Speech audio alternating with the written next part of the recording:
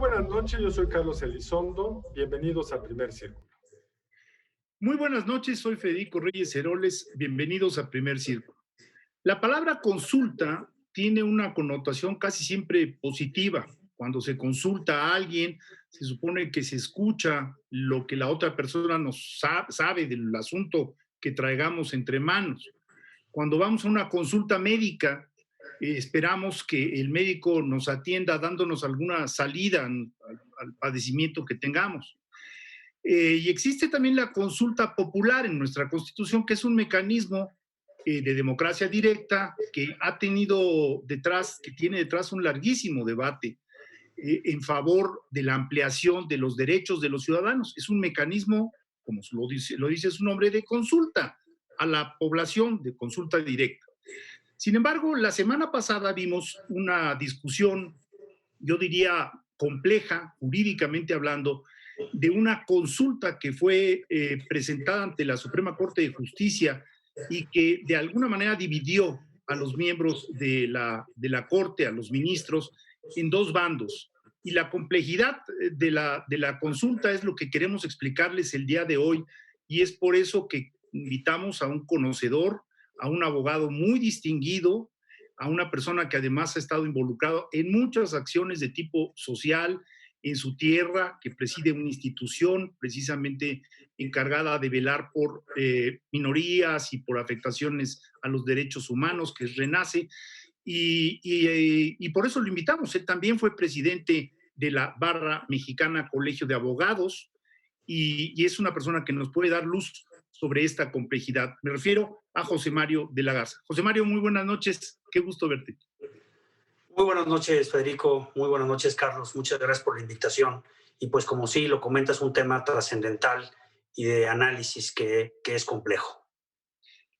Si me permites, yo quisiera decir que los argumentos que se han visto, hay dos posturas que parecieran que nunca debieron de haberse violentado, que es la presunción de inocencia, puesto que en la pregunta enviada por el presidente de la República estaban los nombres de 5 expresidentes, y en el momento en que tú pones a consulta si se debe de aplicar la normatividad, también estás violentando la obligación que se desprende del artículo 35 de investigar los delitos. ¿Cómo ves este panorama?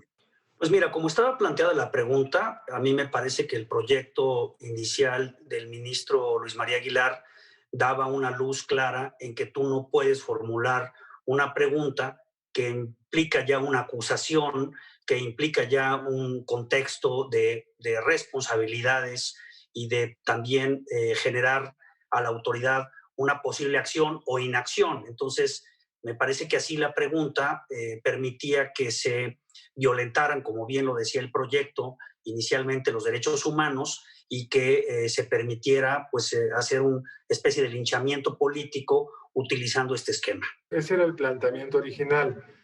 Y en eso, pues hubo ministros que dijeron, ese es el planteamiento, esa es la pregunta. En el pasado no se corrige la pregunta o no se había corregido la pregunta, se desecha o no. Una mayoría de ministros dijeron, la materia sí es consultable y vamos a cambiar la pregunta.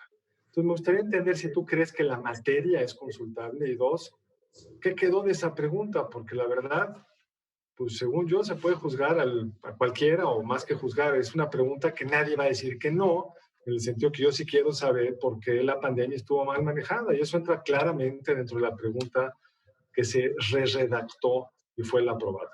Efectivamente, Carlos, digamos que en la discusión en la Corte, una parte de los ministros empezaron a explicar cuál era la materia que se quería consultar, y entonces empezaron a interpretar a dónde llevaba esta pregunta.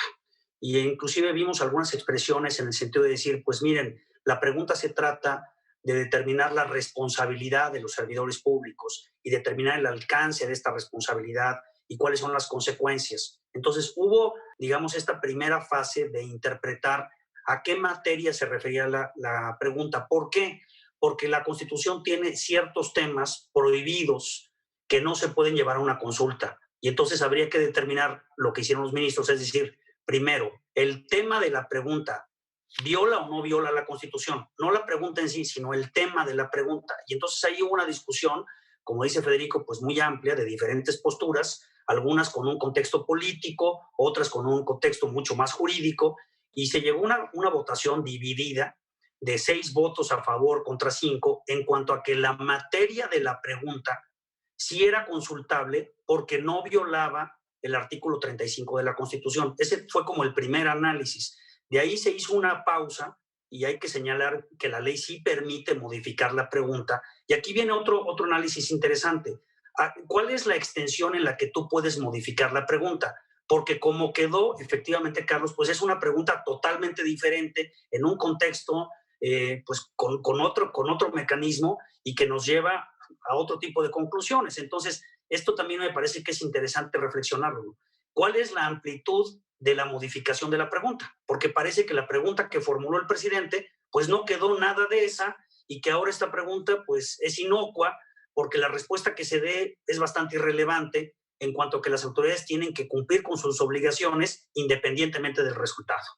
Ahora, la opinión pública está confundida porque piensa que la consulta que se va a llevar a cabo en el mes de agosto del 21, es decir, pasadas las elecciones, tiene que ver con los expresidentes, pero en realidad esto pues ya no quedó en la pregunta. ¿Pueden ser o no pueden ser? De hecho, habría que analizar caso por caso si hay faltas administrativas o algún tipo de violación a la norma que siga vigente, porque hay expresidentes que salieron hace 20 y tantos años.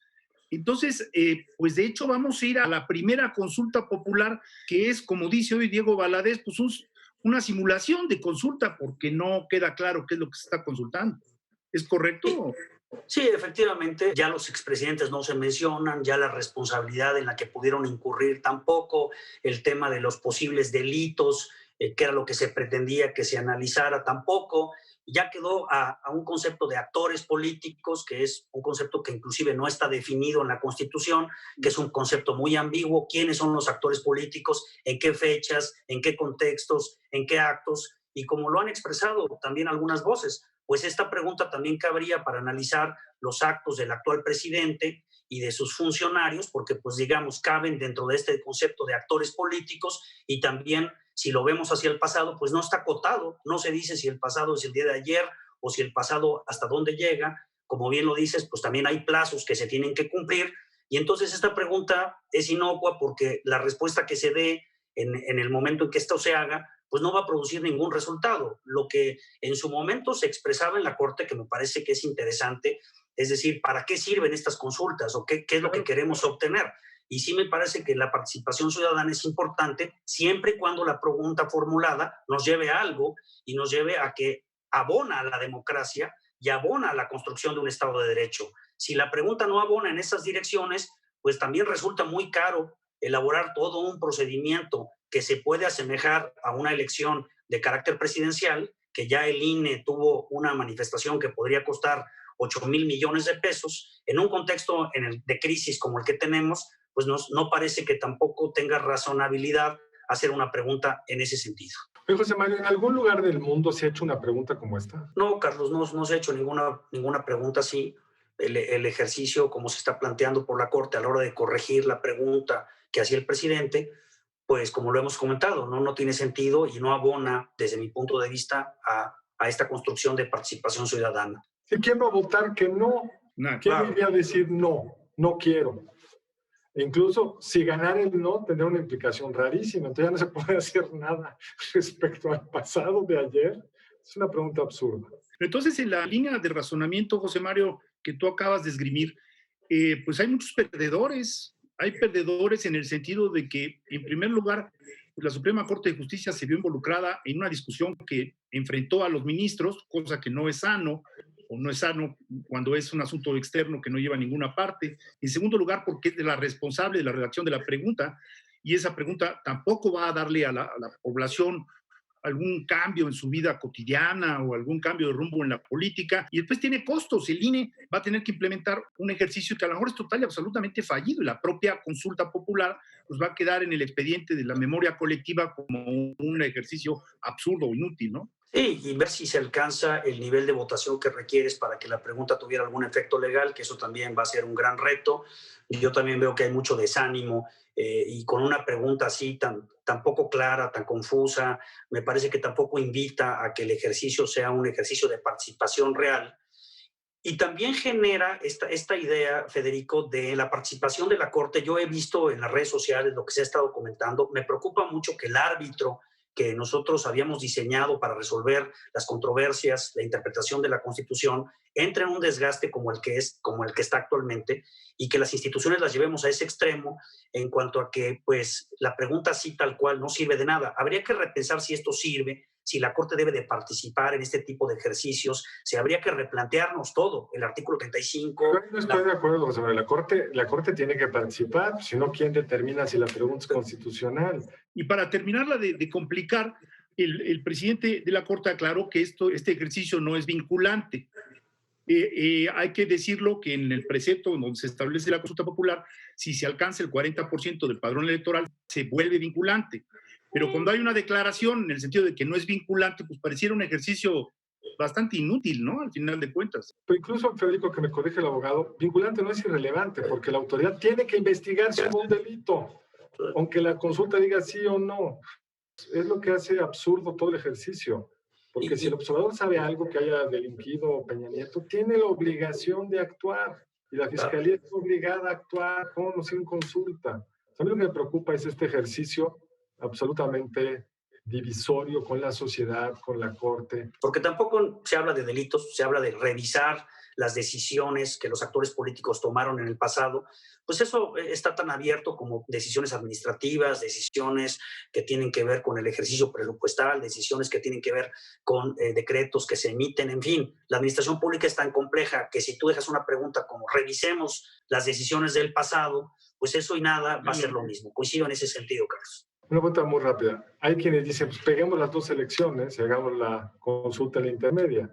Pero la Constitución es clara, es el primer domingo de agosto. Eso no podría cambiar, ¿verdad? No, no se puede cambiar. Eso es un mandato que está en la Constitución, que se tiene que hacer en la fecha marcada por la Constitución. Y coincido con Federico. Así la pregunta como está nos sirve muy poco. Y al presidente creo que tampoco le sirve, porque no acabó siendo la pregunta que él quería. Entonces, creo que tampoco el presidente va a poder utilizarla en el esquema que él quería. José Mario, pues ha sido un placer platicar un poco contigo esta vez, aunque haya sido por Zoom. Espero que nos veamos pronto. Y a ustedes, muchas gracias por acompañarnos aquí en Primer Círculo. José Mario, mil gracias. Gracias por aclararnos todas las dudas. Y esperamos verte pronto, como dice Carlos, en vivo. Muy buenas noches. Nos vemos en la próxima emisión de Primer Círculo.